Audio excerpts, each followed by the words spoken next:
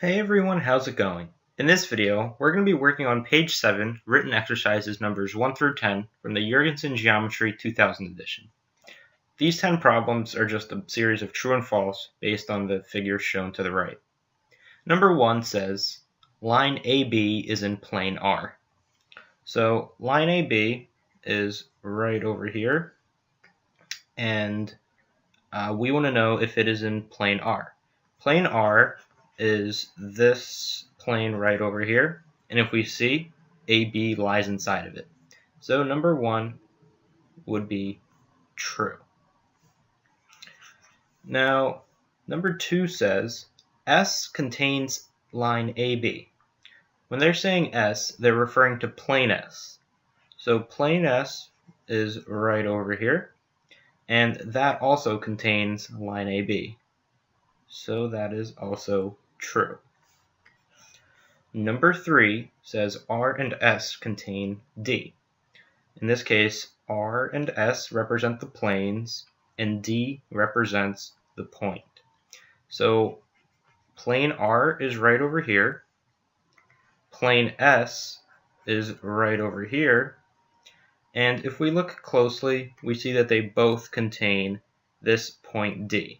So number 3 is true. Number 4 says D is on line H.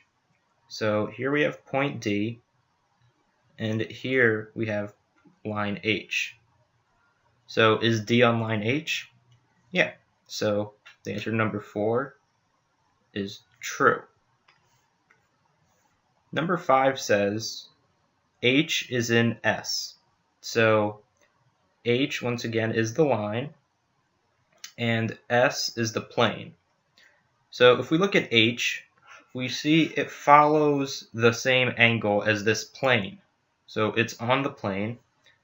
That means H is in S. So this is also true. Number 6 says H is in R. So if we take a look at H once again, we see H goes like this. But this time R, in this section right over here, H is below R, and in this section over here, H is above R because H is angled on this plane S while R is just going side to side. So it is incorrect to say that H is in R. This is false. The next one says plane R intersects plane S in line AB. So once again, we can draw in plane R. Plane R is right over here. And plane S, we can draw in as being right over here.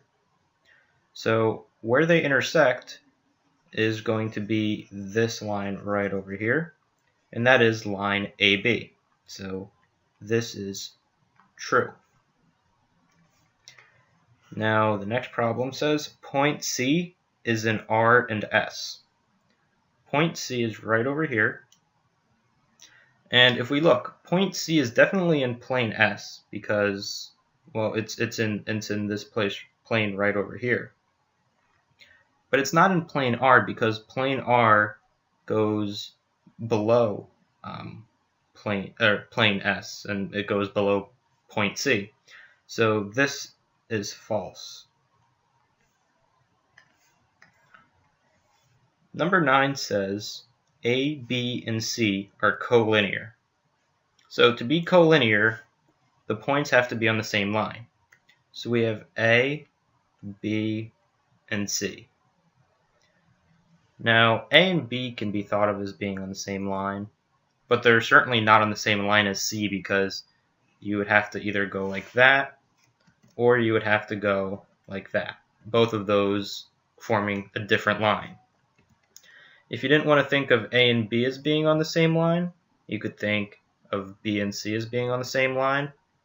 But once again, going to A would break the line from either end. And going and making a line from A to C would produce the same result.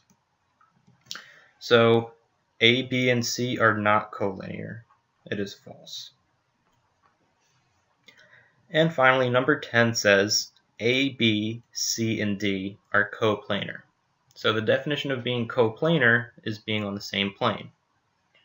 So let's first take a look at C and D.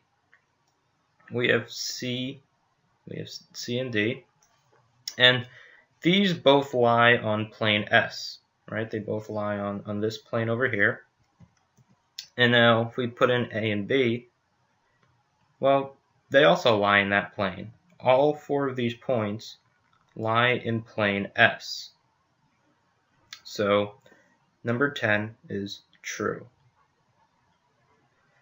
I should mention A, B are in plane S, but they're also in plane R. But since C and D are also in plane S, that's why we can say that A, B, C, and D are coplanar. So I hope this video helped. If you have any questions, let me know. And as always, thanks for watching. If you found this video helpful, please take a second to hit the like button or comment down below. If anything in this video was unclear, or if you had a question about any other topic, please don't hesitate to comment it or send it to me in a message and I'll do my best to answer it for you. Thanks for your support and happy studying.